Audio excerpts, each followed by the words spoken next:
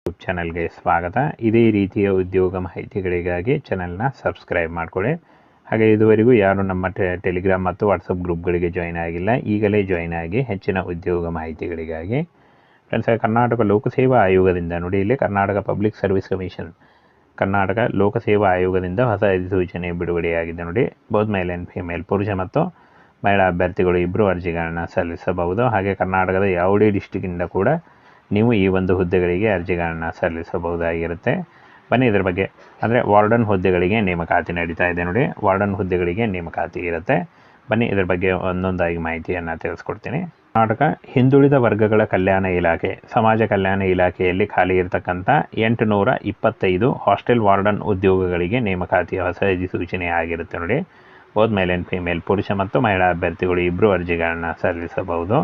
ಇನ್ನು ಈ ಒಂದು ಹುದ್ದೆಗಳಿಗೆ ಸಂಬಂಧಪಟ್ಟಂತೆ ಹಿಂದುಳಿದ ವರ್ಗಗಳ ಕಲ್ಯಾಣ ಇಲಾಖೆಯ ವಾರ್ಡನ್ ಹುದ್ದೆಗಳು ಸೇರಿದಂತೆ ಒಟ್ಟು 825 ಹುದ್ದೆಗಳು ಖಾಲಿ ಇದೆ ಅಂತ ಹೇಳಿದ್ದಾರೆ ನೋಡಿ.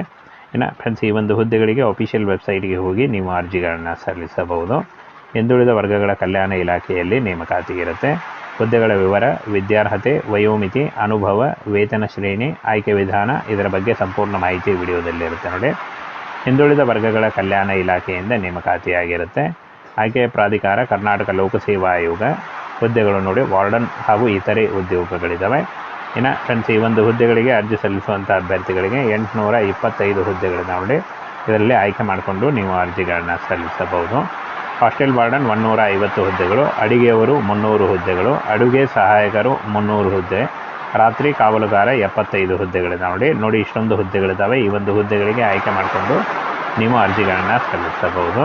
ಇನ್ನು ವಿದ್ಯಾರ್ಹತೆ SSLC, PUC ಹಾಗೂ ಎನಿ ಡಿಗ್ರಿ ಮಾಡಿದಂಥ ಅಭ್ಯರ್ಥಿಗಳು ಈ ಒಂದು ಹುದ್ದೆಗಳಿಗೆ ಅರ್ಜಿಗಳನ್ನು ಸಲ್ಲಿಸಬಹುದು. ಹಾಗೆ BEd ಕೇಳಿದ್ದಾರೆ ನೋಡಿ, BEd ಆಗಿದ್ದರೂ ನೀವು ಅರ್ಜಿಗಳನ್ನು ಸಲ್ಲಿಸಬಹುದು. ಇನ್ನು ವಯೋಮಿತಿಯನ್ನು ನೋಡೋದಾದರೆ 18ರಿಂದ 35 ವರ್ಷ, OBC ಅಭ್ಯರ್ಥಿಗಳಿಗೆ 3 ವರ್ಷ ಮತ್ತು SC/ST ಅಭ್ಯರ್ಥಿಗಳಿಗೆ 5 ವರ್ಷಗಳ ವಯೋಮಿತಿ ಸಡಿಲಿಕೆ ಕೂಡ ಇರುತ್ತೆ ನೋಡಿ. ಆದಷ್ಟು ನಿಮ್ಮ ವಯಸ್ಸನ್ನು ಲೆಕ್ಕಾಚಾರ ಮಾಡಿಕೊಂಡು ನೀವು ಅರ್ಜಿಗಳನ್ನು ಸಲ್ಲಿಸಬಹುದು.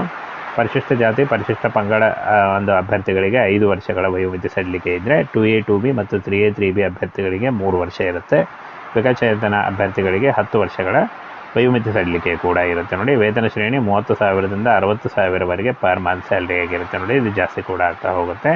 ಇನ್ನು ಆಯ್ಕೆ ವಿಧಾನವನ್ನು ನೋಡೋದಾದರೆ ಸ್ಪರ್ಧಾತ್ಮಕ ಪರೀಕ್ಷೆಯಲ್ಲಿ ಪಡೆದಿರುವ ಅಂಕಗಳ ಮೂಲಕ ಆಯ್ಕೆಯನ್ನು ಮಾಡಿಕೊಳ್ಳಲಾಗುತ್ತೆ ಅಂತ ಹೇಳಿದ್ದಾರೆ.